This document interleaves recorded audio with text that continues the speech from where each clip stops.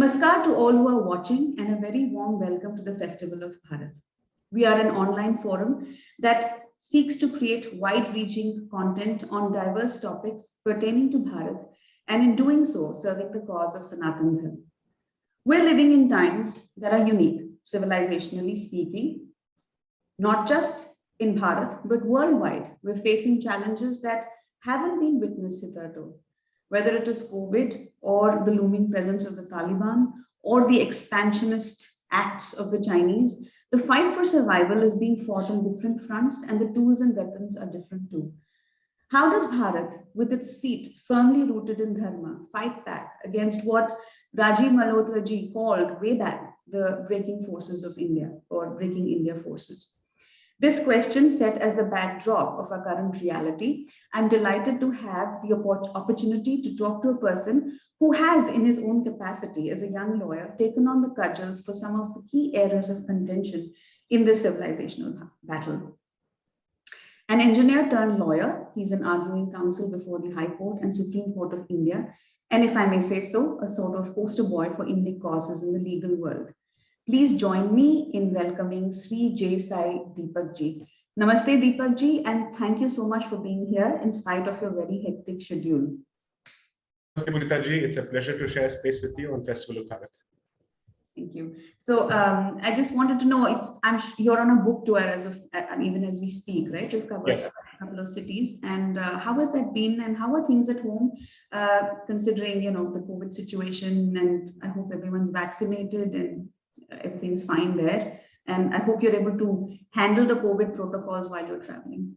So fortunately, since I've gone through the dual vaccination process and I'm putting faith in the process, I have had the benefit of taking the risk.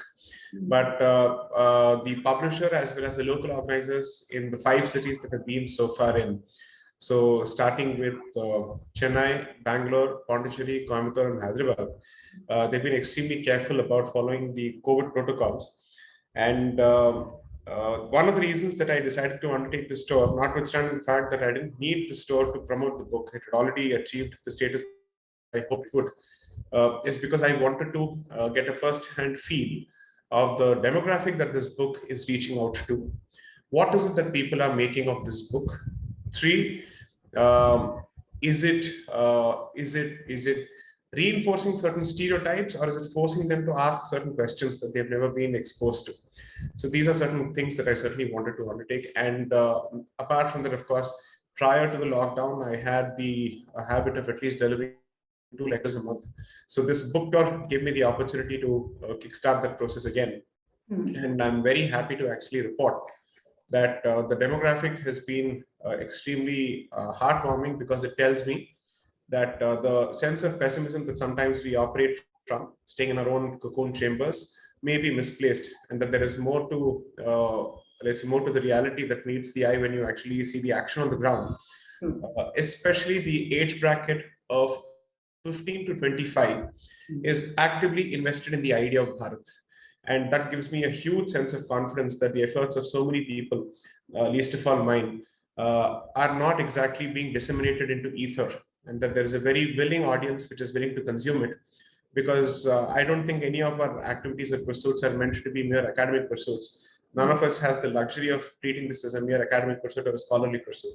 It's a civilizational imperative. Therefore, every step and every inch and every brick that is contributed to this particular edifice must result in creating a tangible impact. So I'm very, very happy at the reception that the book has received. So much so that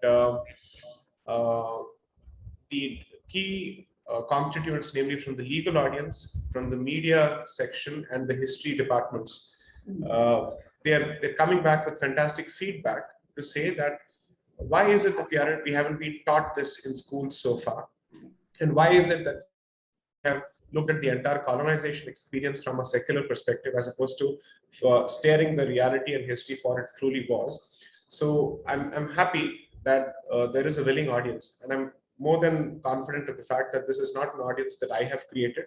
This audience has been created by a lot of people who have worked hard well before me and several of my contemporaries.